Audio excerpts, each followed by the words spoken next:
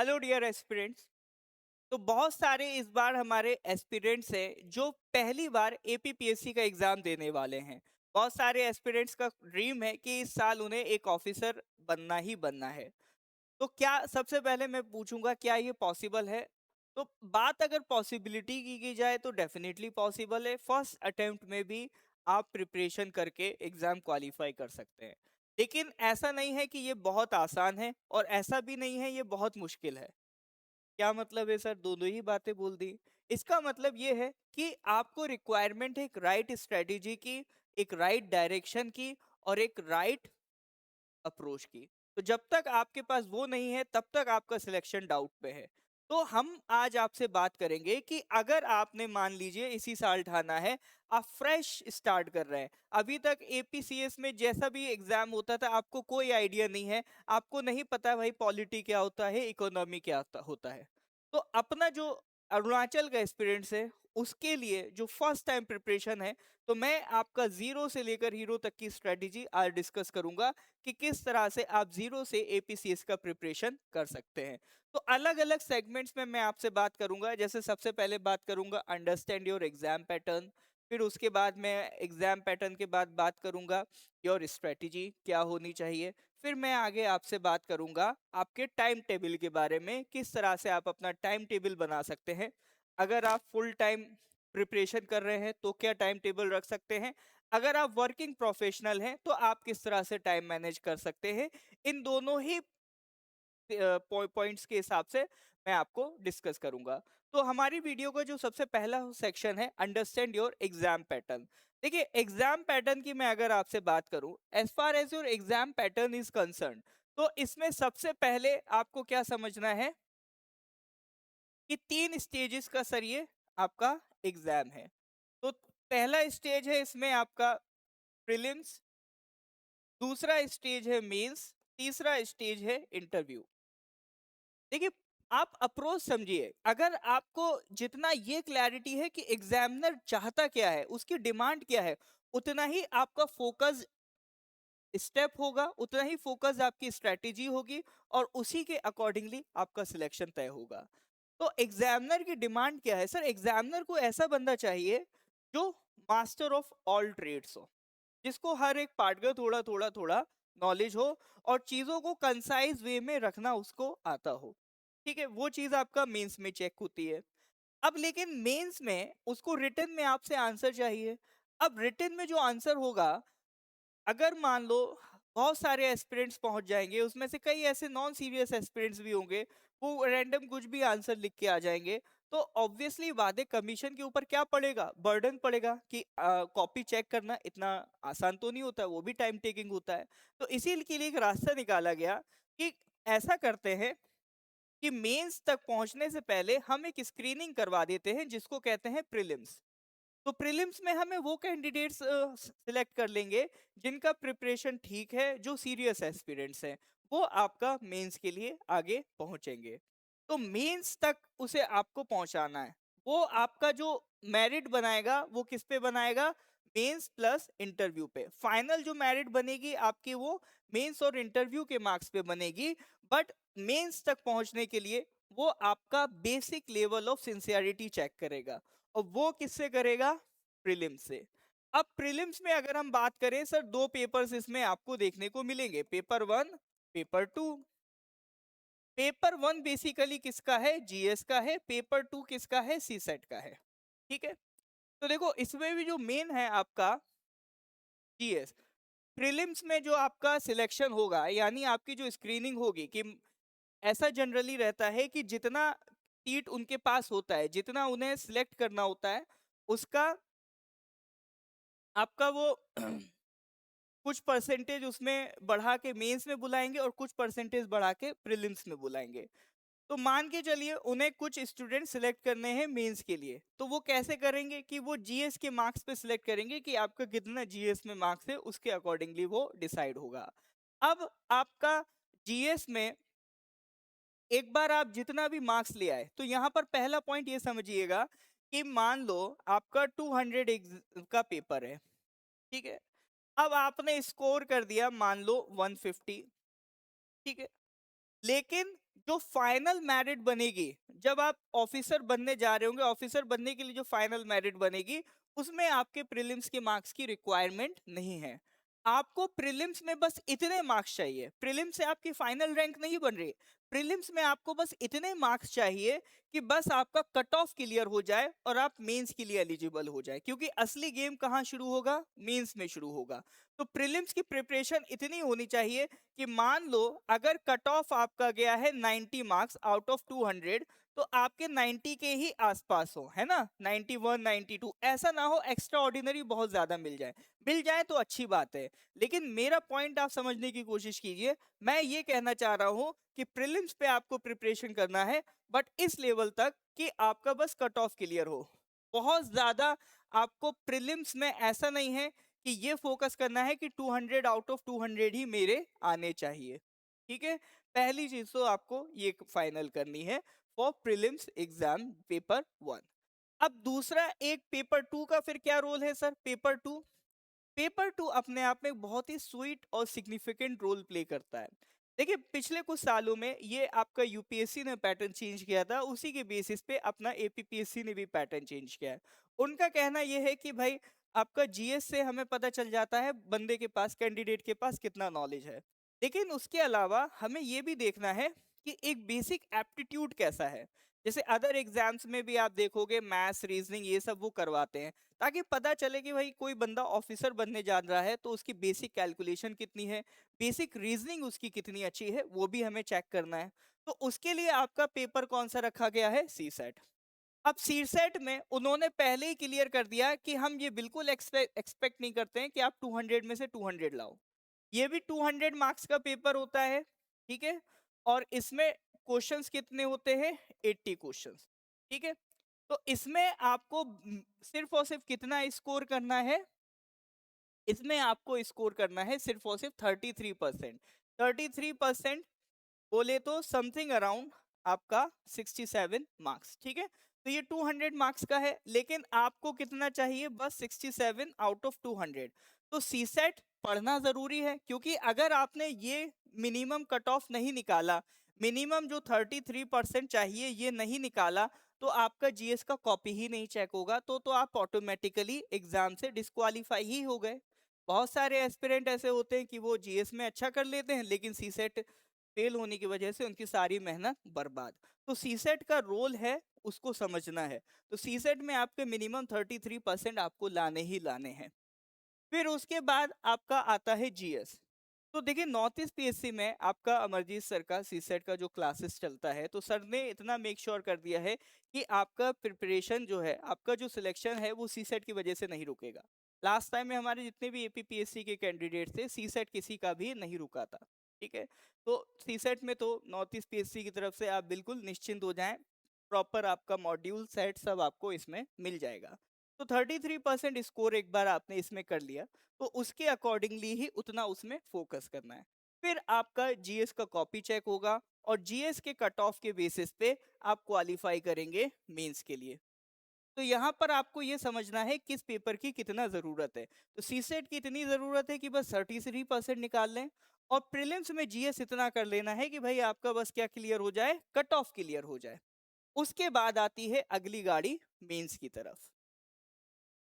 Mains में जब आप पहुंचेंगे, तो इसमें सर आपको अलग अलग पेपर्स देखने को मिलेंगे। फॉर एग्जांपल जैसे मैं मेंस की बात करूं, तो मेंस में सर आपका एक जीएस 1 का पेपर होता है, एक जीएस 2 का पेपर होता है, एक जीएस 3 का पेपर है, एक जीएस 4 का पेपर है, फिर उसके अलावा एक ऐसे राइटिंग का पेपर है। ऑप्शनल जो भी आप सब्जेक्ट चूज करेंगे, ऑप्शनल के 2 पेपर हैं, पेपर 1, पेपर 2। इसके बाद एक आपका इंग्लिश का क्वालिफाइंग पेपर होता है। ठीक है, इंग्लिश का क्वालिफाइंग पेपर होता है। तो इतने सारे पेपर्स आपको देने पड़ते हैं रिटर्न में, मेंस में। ठीक है, अब जीएस 1 में क्या है, जीएस 2 में क्या है, 3 में क्या है, 4 में क्या है, ये अभी हम सिलेबस जब डिस्कस करेंगे तो उसकी बात कर लेंगे। ये सारे सब्जेक्ट्स में आपको स्कोर करना है। बस इसमें इंग्लिश क्वालिफाइंग ऐसा होता है, इसके फाइनल मेरिट में मार्क्स नहीं जुड़ते हैं, ये बस आपका क्वालिफाइंग इन नेचर होता है कि मिनिमम 33% स्कोर कर लो, दैट इज इट। अगर वो नहीं करा तो बाकी सब बेकार है, ठीक है। तो इसका इतना इम्पोर्टेंस है। फिर इसके अलावा ये आपके पेपर्स, ये आपका 3 आवर्स के पेपर होते हैं, ठीक है, 1 2 3 4 ऑप्शनल ऐसे राइटिंग। तो इन पेपर्स के जो फाइनल मार्क्स आते हैं उसके बेसिस पे आपका जो मेरिट बनता है, उसी के बेसिस पे आपको शॉर्टलिस्ट किया जाता है फॉर इंटरव्यू, ठीक है। अब ये इंटरव्यू का पर्पस क्या है? देखिए, एग्जामिनर ने आपकी सीरियसनेस किस में चेक कर ली? प्रीलिम्स में। मेंस में उसने क्या चेक चेक कर लिया कि आपकी नॉलेज कितनी डेप्थ है, आप कितना वाइड वैरायटी ऑफ कंटेंट जानते हैं और कितना प्रिसाइजली उसको लिख सकते हैं। क्योंकि हो सकता है किसी टॉपिक पे आपको 1000 वर्ड्स का आंसर आता हो, बट एग्जामिनर ने बोल दिया 250 वर्ड्स लिख दें, तो 250 वर्ड्स आपके बहुत ही accurate to the point selected होने चाहिए। तो ये मेंस की रिक्वायरमेंट है। फिर आपका डेप्थ मेंस में चेक हो गया। अब वो इंटरव्यू में आपको इसलिए बुलाता है क्योंकि आप बनने जा रहे हैं ऑफिसर। तो ऑफिसर के पास सब्जेक्ट की डेप्थ, एनवायरनमेंट की डेप्थ, उससे भी अलग एक चीज रिक्वायरमेंट होती है, उसका एटीट्यूड। तो आप कितना एटीट्यूड उसको इफेक्टिव दिखा पाते हैं कि ऑफिसर बनने लायक है या नहीं, वो सारी चीज वो किस में चेक करेगा? आपका इंटरव्यू सेक्शन में। तो ये 3 स्टेजेस मेक श्योर करती हैं कि अपना अरुणाचल को एक बेहतरीन सिविल सर्वेंट मिले। तो ये तो हो गया सर आपका एग्जाम पैटर्न, जिसमें प्रीलिम्स, मेंस और आपका इंटरव्यू कवर है। इसमें ऑलरेडी मैं एक वीडियो बना चुका हूँ, दोबारा से एक वीडियो बना दूंगा। उसमें किस सब्जेक्ट का, किस पेपर का कितना मार्क्स है, वो सारी डिटेल आपको उसमें प्रोवाइड फिर से कर दूंगा। वो वीडियो भी आप देख सकते हैं, ठीक है। साथ ही साथ देखिए, नॉर्थ ईस्ट पीएससी अपना जो अरुणाचल के एस्पिरेंट्स है उनके लिए बहुत सारे फ्री कोर्सेज चलाता रहता है। अभी जैसे हमने अरुणाचल जीके का नॉर्थ ईस्ट पीएससी ने एक फ्री इनिशिएटिव लॉन्च किया है, अपना अरुणाचल जीके और नॉर्थ ईस्ट हिस्ट्री। तो अपना जो एपीसीएस प्रीलिम्स और मेंस लेवल तक का, वो आपको हम ओपन टू ऑल करवा देंगे, ठीक है। तो वहां पर आपका ये मान के चलिए, अगर आप उसको ज्वाइन करना चाहते हैं तो आप को स्क्रीन पर कॉन्टेक्ट नंबर दिख रहा होगा, उस पर व्हाट्सएप करिए। व्हाट्सएप करने के बाद आप हमारा जो फ्री कोर्सेज है उसमें हम आपको ज्वाइन करवा देंगे। बहुत सारे फ्री लेक्चर्स हमारे चलते रहते हैं, उसके रिगार्डिंग भी आप हमारा फ्री ग्रुप ज्वाइन कर लीजिए, एपीपीएससीएस का गाइडेंस ग्रुप। उसमें वो सारी जानकारी, जैसे ये लेक्चर हो गया या इसके अलावा और सारे लेक्चर्स भी उसमें आपको रेगुलर मिलते रहेंगे। चलिए सर, ये तो बात हो गई पैटर्न की। नेक्स्ट हम आते हैं आपका सिलेबस पे। अब देखिए सर, एपीसीएस की अगर हम सिलेबस की बात करें, तो जो अपना प्रीलिम्स है, प्रीलिम्स में जो जीएस वाला पार्ट है, तो उसमें वही बेसिक आपका जो सिलेबस होता है, polity, economy, geography, history, general science, tech, environment और आपका करंट अफेयर्स, ये सब उसमें कवर होता है, ठीक है। उसके अलावा जो इसमें आपका सी सेट होता है, सी सेट में आपका मैथ्स का पार्ट होता है, रीजनिंग होता है, कॉम्प्रिहेंशन होता है, कुछ आपका इंटरपर्सनल स्किल्स पे सवाल होते हैं। तो ये सारे टॉपिक्स आपका सी सेट में कवर होते हैं, ठीक है। अब इनका जो डिटेल सिलेबस वगैरह है उस पर भी मैं ऑलरेडी वीडियो बना चुका हूँ कि आपका जो कमीशन की तरफ से सिलेबस आया है वो सारी चीज़ें आपको ऑलरेडी नॉर्थ ईस्ट पीएससी के यूट्यूब चैनल पे मिल जाएंगी। तो ये आपका प्रीलिम्स का सिलेबस है। फिर ये आप क्वालिफाई करेंगे तो आप पहुंचते हैं मेंस की तरफ। अब मेंस में अगर हम बात करें जीएस 1, तो जीएस 1 के सिलेबस में मेन पोर्शन किसका है? आपका हिस्ट्री वाला है, ठीक है। हिस्ट्री वाला है, इसमें आपका नॉर्थ ईस्ट स्पेसिफिक पोर्शन आपको देखने को मिलेगा, प्लस इसमें आपका सोसाइटी वाला पोर्शन देखने को मिलेगा। तो हिस्ट्री के अराउंड आपका जीएस 1 रिवॉल्व करता है। जीएस 2 की अगर हम बात करें तो ये पॉलिटी के अराउंड, जैसे पॉलिटी है, गवर्नेंस है, इंटरनेशनल रिलेशंस है, सोशल जस्टिस है, ये सारे टॉपिक्स आपका किस में कवर होते हैं? जीएस 2, ठीक है। जीएस 3 में क्या है सर आपका? जीएस 3 में आपका इकोनॉमी वाला पोर्शन है, कुछ ज्योग्राफी वाला है, साइंस एंड टेक्नोलॉजी वाला पोर्शन है, डिजास्टर मैनेजमेंट है, इंटरनल सिक्योरिटी है, ये सब टॉपिक्स आपका कवर हो जाते हैं जीएस 3 में। और एक स्पेशल पेपर होता है जीएस 4, एथिक्स। एथिक्स की मैं आपसे अलग भी किसी वीडियो में बात करूंगा। एथिक्स अपने आप में बहुत ही स्पेशल सब्जेक्ट है, ठीक है। तो दैट इज योर GS4। ये 1 2 3 4 ये सारे सब्जेक्ट सर किस में कवर हो जा रहे हैं आपका, ये मेन आपका जीएस के सब्जेक्ट कवर हो जा रहे हैं। फिर इसके बाद एक जो आपका ऐसे वाला पेपर होता है, ऐसे में आपका दो ऐसे आएंगे, एक पार्ट ए में आएगा, एक पार्ट बी में आएगा। एक ऐसे आपका नॉर्थ ईस्ट स्पेसिफिक होगा और एक पैसे ऐसे आपका जनरल टॉपिक से होगा। तो ये ऐसे राइटिंग भी अपने आप में एक अलग आर्ट है, उस पर भी हम अलग से आपसे बातचीत करेंगे कि किस तरह से ऐसे राइटिंग को एक्सेल करना है। बाकी ऐसे राइटिंग में मेन आप ऐसा समझिए, जो भी आप करंट अफेयर्स पढ़ेंगे, जो भी सब्जेक्ट्स पढ़ेंगे, जो भी इश्यूज दुनिया में चल रहे होंगे, उनसे रिलेटेड ही टॉपिक्स आपको इसमें देखने को मिलेंगे। एक फिक्स कर दिया है, एक ऐसे आपका नॉर्थ ईस्ट स्पेसिफिक आएगा। इसके अलावा फिर एक आपका सब्जेक्ट कौन सा है सर, एक सब्जेक्ट है आपका ऑप्शनल। तो ऑप्शनल कैसे चूज करें उस पर भी मैं एक अलग वीडियो बनाऊंगा, ठीक है। ऑप्शनल में भी आपके पास मल्टीपल ऑप्शनल्स हैं, उसमें से आप अपने अकॉर्डिंगली चूज कीजिए। जैसे जनरली लोग चूज करते हैं मतलब अगर जिनको शॉर्ट में करना होता है लाइक सोशोलॉजी, पाबैड, ये सारे सब्जेक्ट। बाकी किसी को जैसे अगर ज़्यादा इंटरेस्ट है किसी स्पेसिफिक सब्जेक्ट में, तो वो हिस्ट्री भी चूज कर लेता है, पीएसआईआर भी चूज कर लेता है। सबके अपने अपने फायदे हैं। जैसे अगर आपने सोशियोलॉजी चूज कर लिया तो एक बड़ा फायदा आपको जीएस 1 में मिलेगा। इंडियन सोसाइटी एक पूरा सेक्शन आपका उसमें कवर हो जाएगा। उसमें जैसे एक टॉपिक है आपका विमेन एम्पावरमेंट, उस पर तो मान के चलिए हर साल सवाल आता है। फिर उसके अलावा जैसे आप जब जाएंगे पीएसआईआर में, तो उसमें आपका जीएस 2 का एक बड़ा सेक्शन कवर हो जाता है। आपने हिस्ट्री ऑप्शनल ले लिया तो आपका हिस्ट्री वाला पूरा जीएस 1 कवर हो जाएगा। ज्योग्राफी ऑप्शनल ले लिया तो जितना भी आपका ज्योग्राफी वाला सेक्शन आपका जीएस में आ रहा है वो कवर हो जाएगा। तो हर एक ऑप्शनल का अपना सिग्निफिकेंस है, तो वो आपको अपने अकॉर्डिंगली डिसाइड करना है कि आपके लिए कौन ज्यादा कन्वीनियंट, ठीक है। तो ये हो गया ऑप्शनल वाली बात। फिर इसके बाद एक जो इंग्लिश क्वालिफाइंग पेपर है उसमें बेसिक आपका कॉम्प्रिहेंशन आ जाएगा या आपका लेटर राइटिंग वगैरह बेसिक आ जाएगा। वो सारा एक बेसिक पोर्शन रहता है, that is just a qualifying paper, ठीक है।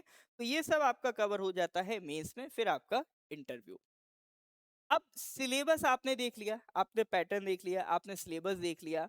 अब आपको समझना है कि एग्जाम में क्वेश्चन किस टाइप से पूछे जाते हैं। तो उसके लिए आपको कौन हेल्प करेगा, उसके लिए आपको हेल्प करेगा पीवाईक्यू। तो पीवाईक्यूज जितना आप इफेक्टिवली करेंगे उतना बेहतरीन है।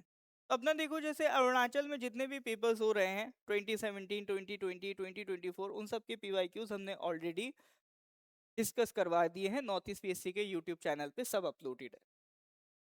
फिर भी अब देखिए, बहुत ज्यादा अपने अरुणाचल के पुराने पीवाईक्यूज करने का मतलब नहीं है। जनरली मान के चलिए 5 to 10 years के ही करने होते हैं।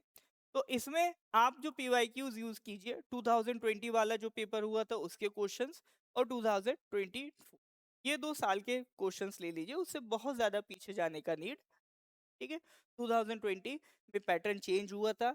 2024 में आपका जो नॉर्थ ईस्ट स्पेसिफिक पोर्शन है प्रीलिम्स में और जीएस 1 में और ऐसे राइटिंग में ऐड कर दिया गया था, ठीक है। तो अभी आप 2020-24 ये 2 साल के पेपर्स हैं प्रीलिम्स और मेंस के, उनको एनालाइज कीजिए किस तरह से पहले क्वेश्चंस आते थे, उसके अकॉर्डिंगली आपको आगे बढ़ना है।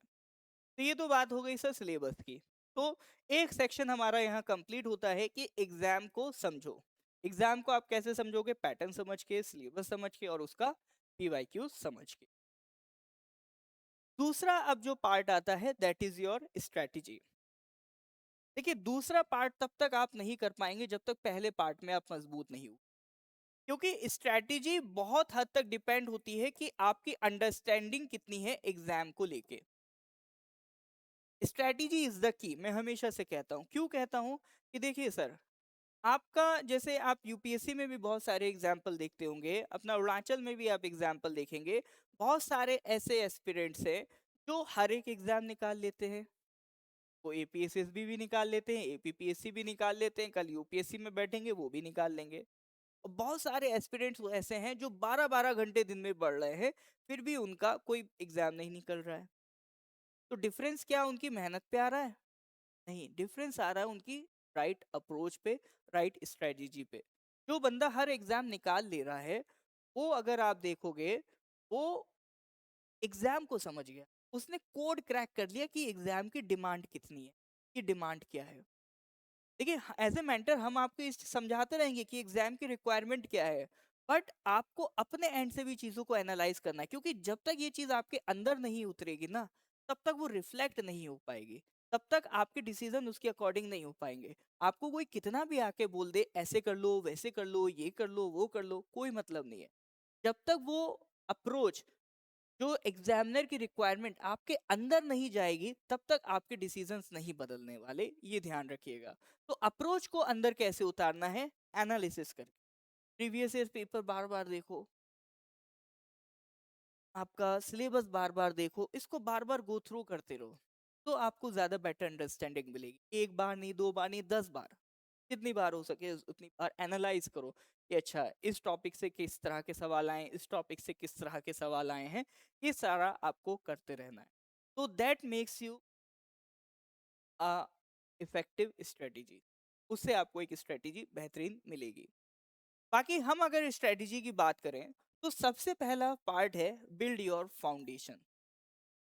आपको सबसे पहला अपना फोकस किस पे करना है, अपना फाउंडेशन बनाना है। फाउंडेशन में क्या है सर, जो बेसिक सब्जेक्ट्स हैं, लाइक आपका जैसे पॉलिटी है, इकोनॉमी है, ज्योग्राफी है, हिस्ट्री है, जनरल साइंस है, इन्वायरमेंट है, ठीक है, ये जो बेसिक सब्जेक्ट्स हैं इनको पढ़ते जाओ। अब ये सब्जेक्ट्स आप कहाँ से पढ़ें, तो अगर आप सेल्फ स्टडी कर रहे हैं तो उसके लिए एनसीईआरटीज हैं प्लस स्टैंडर्ड बुक्स हैं हर एक सब्जेक्ट की। और अगर आप मान लीजिए किसी कोचिंग में एनरोल्ड हैं तो उनका स्टडी मटेरियल है, आप उसको यूज कर सकते हैं। आपका क्लासरूम टीचिंग है, उसको यूज कर सकते हैं। तो सबसे पहला आपको फोकस कितना किस पे करना है, फाउंडेशन पे करना है। मैं अपने एस्पिरेंट से बार बार यही बात कहता हूँ क्लास में कि आप यहाँ पर फोकस किस पे करो, टॉपिक की अंडरस्टैंडिंग पे करो। ये टॉपिक डिमांड क्या कर रहा है, ये आपसे एग्जाम में कैसे सवाल पूछेगा, तो वो होता है आपका फाउंडेशन का डेवलपमेंट। तो सबसे पहला पार्ट आपको क्या करना है, फाउंडेशन का डेवलपमेंट का। फिर आता है सर दूसरा पार्ट। दूसरा पार्ट है आपका रिवीजन। जो भी टॉपिक्स आपने पढ़े हैं उसका रिवीजन आपको करते जाना, ये आपका सेकंड पार्ट है। पहला पार्ट है अपने सब्जेक्ट्स मजबूत कीजिए, उसकी रिवीजन की, तो उसको अच्छे से पकड़ के रखिए। दूसरा एक इंपॉर्टेंट सेक्शन है रिवीजन। रिवीजन कैसे करना है, रिवीजन का एक आप ऐसा मान के मत चलिए कि जब पूरा सब्जेक्ट हो जाए उसके बाद ही रिवीजन करें। रिवीजन में आप ऐसा लेके चलिए कि भाई आपने जो दिन भर में पढ़ा, रात का 1 घंटा फिक्स कर लो रिवीजन के लिए। जो भी दिन भर में पढ़ा है विद इन 24 आवर्स एक रिवीजन लगा दो। सब कुछ एक बार देख के की पॉइंट्स पकड़ पकड़ के, ये इसमें की पॉइंट्स है, कॉपी बंद करके आंखों पे पॉइंट्स को गिनो। 3 डेज बाद फिर उस सेम चीज को रिपीट करो, 15 डेज बाद फिर रिपीट करो, 1 मंथ बाद फिर रिपीट करो। 3 से 4 बार आपने कोई भी टॉपिक पे इतना टाइम दे दिया, आपका वो टॉपिक ऑलरेडी मजबूत। फिर रिवीजन के बाद अगला जो स्टेप आता है वो होता है प्रैक्टिस। अब यहाँ पर जो प्रैक्टिस है वो दो तरीके की है। एक होती है सर एमसीक्यू प्रैक्टिस, और एक होती है आंसर राइटिंग प्रैक्टिस। ये दोनों ही आपको लेके चलनी है। अभी मैं बात करूंगा कैसे कैसे करना है, लेकिन एक जो की कंपोनेंट मैं आपको बता रहा हूँ आपकी स्ट्रेटेजी में, अपना फाउंडेशन बनाइए, रिवीजन करिए, रिवीजन के साथ साथ आपका तीसरा पार्ट है प्रैक्टिस। प्रैक्टिस में भी दो तरह की, MCQ practice and answer writing practice. तो ये तीन तो की कंपोनेंट्स हैं आपकी प्रिपरेशन के। प्लस इसमें एक चौथा की कंपोनेंट है करंट अफेयर्स। करंट अफेयर्स बिल्कुल इग्नोर नहीं करना है, ये नहीं सोचना है कि लास्ट में चल के देख लेंगे, अभी जो हो रहा है जाने दो। Current affairs I would suggest daily करते रहो। एक न्यूज़पेपर डेली आपको पढ़ते रहना है। बाकी नॉर्थ ईस्ट पीएससी आपका डेली न्यूज़ एनालिसिस प्रोवाइड कर ही रहा है। तो करंट अफेयर्स में हम द हिंदू, इंडियन एक्सप्रेस और प्रेस इंफॉर्मेशन ब्यूरो, इन तीन का जो कलेक्टिव बेस्ट न्यूज होता है दिन भर का एग्जाम रेलिवेंट, डेली उसका डिस्कशन करवा रहे हैं। हमारे टेलीग्राम चैनल पे उसका पीडीएफ अपलोड हो रहा है। टेलीग्राम चैनल का लिंक आपको डिस्क्रिप्शन में मिल जाएगा, वहां से आप ज्वाइन कर सकते हैं। तो डेली इसका पीडीएफ भी आपको मिल जाएगा, प्लस इसका हमारे नॉर्थ ईस्ट पीएससी के यूट्यूब चैनल पे इसका वीडियो भी रोज अपलोड हो रहा है। प्लस अपना नॉर्थ ईस्ट स्पेसिफिक कवर करने के लिए अरुणाचल टाइम्स का न्यूज़ एनालिसिस भी हमारे यूट्यूब चैनल पे आपको रेगुलर मिल जाएगा, ठीक है। अरुणाचल टाइम्स का एनालिसिस इसलिए करवा रहे हैं ताकि आपका अरुणाचल और नॉर्थ ईस्ट स्पेसिफिक वाला जो करंट अफेयर्स है वो भी साथ साथ कवर होता चले। तो करंट अफेयर्स ऑल्सो आ की स्टेप इन दिस प्रिपरेशन। फिर एक last but not the least fifth point, that is your consistency. आप जो भी करें बराबर लगातार करें। I always say consistency is the key. जो भी करना है रेगुलर करना है, ऐसा नहीं 2 दिन करा 4 दिन करा करके छोड़ दिया, नहीं, रेगुलर करिए सर। ठीक है, उसको रेगुलर आपकी जितनी प्रैक्टिस होगी चीजों को लेके उतना ही आपका इफेक्टिव रिजल्ट आएगा। ऐसा नहीं करना है कि 4 दिन प्रिपरेशन करी 6ठे दिन छोड़ दी। और ये कंसिस्टेंसी आपको सबसे ज्यादा हेल्प क्यों करेगी, मैं इसलिए कह सकता हूँ क्योंकि जब हमने लास्ट आपका जो एपीसीएस का एग्जाम हुआ था उसमें मॉक इंटरव्यू करवाए थे, तो जितने भी कैंडिडेट्स आए थे, अब देखो कोई कैंडिडेट अगर इंटरव्यू तक पहुंच रहा है ना, तो वो मान लो ऑलरेडी सिलेक्टेड ही है, बट कुछ मार्क्स की वजह से वो फाइनल भली लिस्ट में ना जा पाए, बट वो एक कैपेबल कैंडिडेट वहां से दिख जाता है कि मेंस अगर क्वालिफाई करके आया है तो इंटरव्यू में जितने भी हमारे कैंडिडेट्स आए मैंने उनसे एक ही सवाल करा कि इस एग्जामिनेशन में सबसे ज्यादा इंपॉर्टेंट चीज क्या है। तो किसी ने कहा सेल्फ डिसिप्लिन, किसी ने कहा कंसिस्टेंसी, वो दोनों एक ही बात है। तो जब तक आपके पास कंसिस्टेंसी नहीं है तब तक ये जो मैंने चीजें आपको बताई ये आप कर ही नहीं पाएंगे। आपको एक दिन मजा आएगा करंट अफेयर्स पढ़ने में, 2 दिन मजा आएगा, तीसरे दिन लगेगा हटाओ यार क्या बोरिंग चीजें पढ़ रहे हो। तो वो आप तभी कर पाएंगे जब आपके पास कंसिस्टेंसी आती है।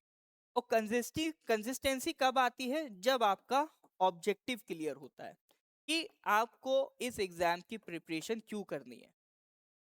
अगर आप इसलिए कर रहे हो नहीं पापा कह रहे हैं, है ना, मम्मी कह रही हैं, या मेरे को रिवेंज लेना है, तो वो ऑब्जेक्टिव आपकी क्लियर नहीं है।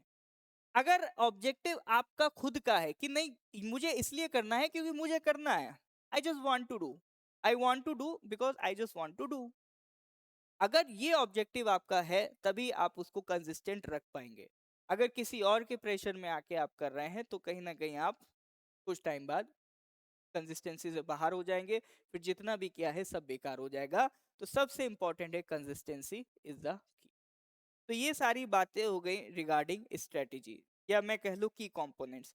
अब इसको किस तरह से अरेंज करना है, आपका जो डेली रूटीन होना चाहिए उसमें क्या क्या चीजें आपको इन्वॉल्व होनी चाहिए उसके बारे में मैं बात कर लेता हूँ। देखिए सर, डेली रूटीन में सबसे पहला तो आपका जो जीएस है, ठीक है, और सी सेट है, तो आपकी ये जो सब्जेक्ट्स है ये आप पकड़ लो 4 आवर्स आपको देने हैं। इनकी स्टडी आपको कितनी रखनी है, 4 आवर रखनी है, ठीक है।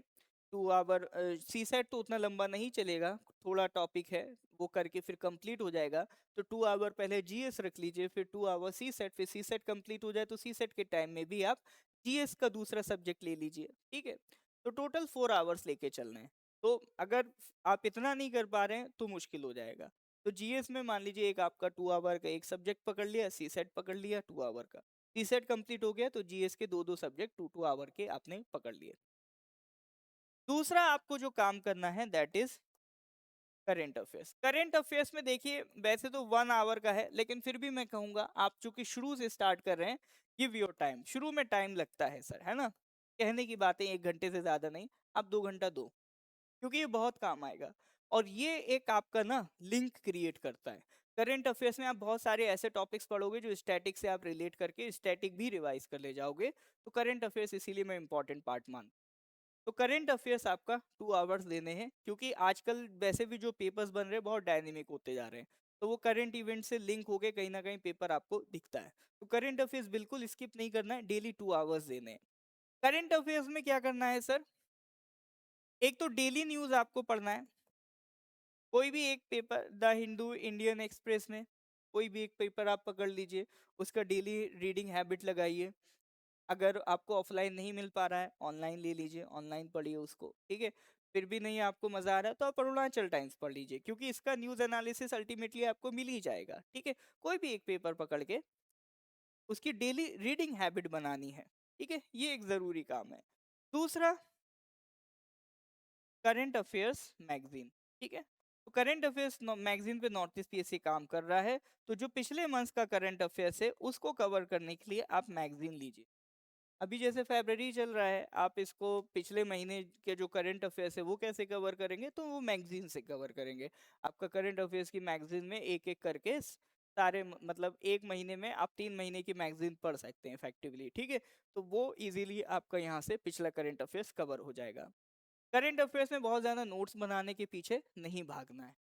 आप जो न्यूज़ पढ़ेंगे, न्यूज़पेपर, तो उसमें अगर कोई ऐसा इंपॉर्टेंट पॉइंट लगता है जिसको आप मेंस के आंसर में यूज़ कर सकते हैं, या आप मान लो कोई एडिटोरियल वगैरह पढ़ रहे हैं उसमें कोई इफेक्टिव पॉइंट लगता है, तो उसको एक जगह अलग लिख लो। लिखने का भी आप ऐसा बना लो, GS1 का जितने भी टॉपिक्स हैं सिलेबस वाइज उनका लिस्ट बना लो, और हर एक पेज पे एक एक टॉपिक के जो भी पॉइंट्स मिलते जाएं उसको अलग लिखते जाओ। या फिर एक अलग से एप्स आती हैं लाइक वन नोट या एवर नोट, उन पे आप अलग से अगर डिजिटल आप कंफर्टेबल हैं तो उस पे भी बना सकते हैं, ठीक है। बाकी बहुत ज़्यादा ऐसा नहीं हो हैंड रिटन नोट्स पे फोकस करें, क्योंकि ऑलरेडी बहुत ज़्यादा आपको कंटेंट बना बनाया इसमें अवेलेबल है, तो इसमें बहुत ज़्यादा आपको भागने की ज़रूरत नहीं है कि खुद से नोट्स बनाने हैं, ठीक है। तो ये आपका 2 घंटे आप दे दो करेंट अफेयर। अगर आपको लगता है करंट अफेयर्स में आपको और ज़्यादा डिटेल में जानकारी चाहिए तो कमेंट में लिख देना करंट अफेयर्स, तो मैं एक पूरा डिटेल में वीडियो करंट अफेयर्स पे बना दूंगा कि करंट अफेयर्स किस तरह से कवर करने हैं, ठीक है। फिर उसके अलावा MCQ प्रैक्टिस 1 आवर रखिए, ठीक है। MCQ प्रैक्टिस अपना कितनी रखिए, 1 आवर रखिए, जिसमें आप बेसिकली जो भी टॉपिक्स आप पढ़ते जा रहे हैं उससे रिलेटेड क्वेश्चंस लगाते जाएं, या PYQs को लगाते जाएं। 20-30 क्वेश्चंस लगभग आपको कर लेने हैं, ठीक है। तो 1 आवर आप MCQ प्रैक्टिस को दीजिए। उसके अलावा आंसर राइटिंग अगर आप शुरू कर रहे हैं तो शुरू के कुछ महीने जब तक आपके टॉपिक्स नहीं हो जाते तो आंसर राइटिंग में बहुत ज़्यादा टाइम नहीं देना है। शुरू में क्या है, कंटेंट पे फोकस करिए। जैसे हमारा जो क्लासेस चलता है हम वीकली आंसर राइटिंग के लिए क्वेश्चंस, तो अभी मेरा कहना यही है, अभी आप सिलेबस कंप्लीट करने पे फोकस रखिए। एक बार आपके पास कंटेंट अच्छा आ जाएगा तो आंसर राइटिंग आपका और इफेक्टिव हो जाएगी। अभी सिलेबस कंप्लीट करने से आपको फायदा क्या है, जब आप मेंस लिखेंगे तो प्रीलिम्स के बाद आपके पास सारा सिलेबस कवर है, फिर रिवीजन करना है और आंसर राइटिंग प्रैक्टिस, दो ही काम करने हैं, ठीक है। तो आपका जो MCQ प्रैक्टिस है वो 1 आवर को दीजिए, प्लस आंसर राइटिंग में आप 30 मिनट्स, ठीक है। ये थोड़ा सा मैं ऑप्शनल ही बोल रहा हूँ, क्योंकि इसमें जब तक आपके पास कंटेंट भर के नहीं हो जाता तब तक उतना इफेक्टिव आपके आंसर नहीं लिखेंगे। 30 मिनट्स मैंने इसलिए बोला ताकि आपकी एक बेसिक प्रैक्टिस चलती रहे, ठीक है। उसके अलावा अगला पार्ट इज रिवीजन, ठीक है। रिवीजन में 1 आवर आप डेली बेसिस का रख के चलिए, क्योंकि इतना सब कुछ आप पढ़ रहे हैं तो उनको एक कंपाइलेशन भी करना है। रात में सोने से पहले एक बार उसको अच्छे से मगअप भी करना है, ठीक है। मगअप इन द सेंस उसको फीड भी करना है अपने अंदर, तो उसके लिए रिवीजन का 1 आवर रख लीजिए। प्लस ऑप्शनल भी अगर आप अभी से करते जाएंगे तो सबसे बेहतरीन रहेगा। तो 1 आवर आप किसको देंगे, ऑप्शनल, ठीक है। इसमें ऑप्शनल के लिए आप एडिशनल 1 आवर लिख लीजिए। तो ये कुल मिला के आपका कुछ 10 घंटे का स्ट्रेटेजी डेली का हो जाएगा। 4 2 6, एक 7 एक 8 और ये 9 9 ही घंटे का हो रहा है, 9 साढ़े 9 घंटे, मतलब अराउंड 10 आवर्स का ये मैंने आपको डेली बेसिस का स्ट्रेटेजी बताया है। अगर आप क्या कहते हैं, आप वर्किंग प्रोफेशनल नहीं है, आप फुल टाइम प्रिपरेशन कर रहे हैं, तो ये 10 आवर्स का आप अपना शेड्यूल बना सकते हैं, ठीक है। 10 आवर्स का हो गया। 2 आवर्स आप मान लो खाना पीना है ना, घूमना फिरना, 12 घंटे, 8 घंटे की नींद रखो, ठीक है। तो आपका इस हिसाब से 2 घंटे फिर भी बचेंगे, ठीक है। तो उसमें कुछ अपना हॉबी है, कुछ ऐसा भी टाइम निकालो जो आपका अपना पर्सनल टाइम हो, ताकि आप अपने बारे में सोच सको कि हाँ आपका प्रिपरेशन कैसे जा रहा है, स्ट्रेटेजी कैसे जा रहा है। तो एक थिंक टैंक करने का भी वो टाइम आपका काम आएगा। एक टाइट स्ट्रेटेजी है लेकिन राइट स्ट्रेटेजी है जो आपका सिलेक्शन में हेल्प करेगी। तो ये तो बात हो गई जो फुल टाइम एस्पिरेंट हैं जिनके पास पूरा दिन सिर्फ प्रिपरेशन के लिए। अब इसके बाद मैं बात कर लेता हूँ वर्किंग एस्पिरेंट्स के लिए। अब देखो जो वर्किंग एक्सपीरियंस है उनके हमें आवर्स देखने पड़ेंगे। मैं मान के चल रहा हूँ आप जो काम कर रहे हैं 9 to 6 काम कर रहे हैं, ठीक है। तो इसमें देखो एक आप स्लॉट पकड़ लो मॉर्निंग में 7 to 9 AM का, ठीक है। और एक इवनिंग में स्लॉट पकड़ लो 7 to 9 PM का। अगर आप वर्किंग प्रोफेशनल हैं तो ये 2 स्लॉट्स पकड़ लो। ये जो 7 to 9 AM का स्लॉट है, इसमें आप जीएस और सीसेट वाला पोर्शन करते जाओ, और ये वाला जो 7 to 9 PM का स्लॉट है, इसमें आप करंट अफेयर्स रेगुलर करते जाओ। ठीक है, तो ये आपका मंडे टू फ्राइडे या मंडे टू सैटरडे, आपका जैसा भी ऑफिस चलता है उसके अकॉर्डिंगली आप 4 आवर्स तो आपको निकालने पड़ेंगे। फिर इसके बाद आपका जो संडे वाला टाइम होगा, जो वीकेंड होगा आपका, वीकेंड तो सर पूरा दिन आपके पास है, तो उसमें आपको एटलीस्ट 12 आवर्स देने पड़ेंगे। उस 12 आवर्स में आपका काम क्या रहेगा? रिवीजन प्लस एमसीक्यू प्रैक्टिस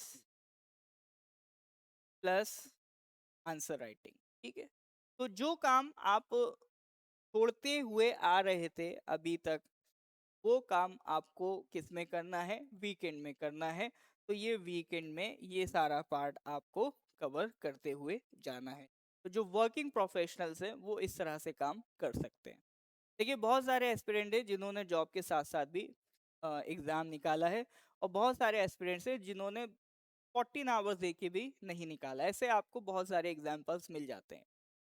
तो इसीलिए यहाँ पर स्ट्रेटेजी तो है ही, साथ ही साथ ज़रूरी है आपका रिक्वायरमेंट। आप क्यों एग्जाम निकालना चाहते हैं, आपका ऑब्जेक्टिव क्या है? जब तक आपका ऑब्जेक्टिव नहीं क्लियर होगा, तब तक ये सारी चीज़ें आपको हवा लगेंगी। जैसे ही क्लियर लगने लगेगा ना, इन सबको करने में मज़ा आएगा, आपको लगेगा ये क्या ही चीज़ है ना, बहुत आसान लगेगा अगर आपका ऑब्जेक्टिव क्लियर है।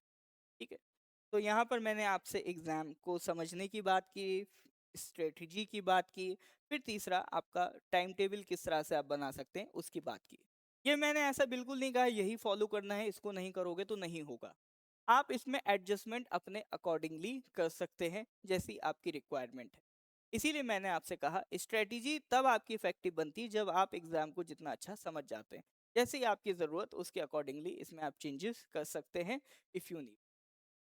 तो आज इस वीडियो में मैं यही तो नहीं बात करूंगा, बाकी लास्ट में मैं यही बोलूंगा कि देखिए सिविल सर्विसेज की जो प्रिपरेशन है, this is a long term game. तो यहाँ पर बहुत से ऐसे टाइम आएंगे जब आपको लगेगा कि मेरा कुछ भी नहीं हो रहा, वहाँ पर अपने आप को बांधना है, और बहुत से ऐसे टाइम आएंगे आपको लगेगा मेरा तो सब रेडी है, कल ही निकाल लूंगा, बन गया ऑफिसर। वहाँ पर भी अपने आप को कंट्रोल कर। अप्स एंड डाउन्स इस प्रिपरेशन का पार्ट है। तो कभी भी आप लो फील कर रहे हैं तो बहुत ज़्यादा घबराइए मत, थोड़ा सा अपना मूड चिल करने के लिए थोड़ा दोस्तों से बात कर लीजिए, बाहर निकल जाइए, या जो भी हॉबी है आपका उसमें टाइम दे लीजिए। तो इस तरह से आप मेक श्योर कर सकते हैं कि आप ड्यूरिंग द प्रिपरेशन किसी तरह के स्ट्रेस में ना चले। तो ये सारी बातें थी। बाकी नॉर्थ ईस्ट पीसी अपने एस्पिरेंट्स के साथ हमेशा बना हुआ है। अगर आप यहाँ तक आए हैं तो वीडियो अच्छा लगा हो तो लाइक ज़रूर कर दें। ये स्ट्रेटेजी आपको समझ में आई हो तो अपने कलीग्स के साथ इसको शेयर ज़रूर करें।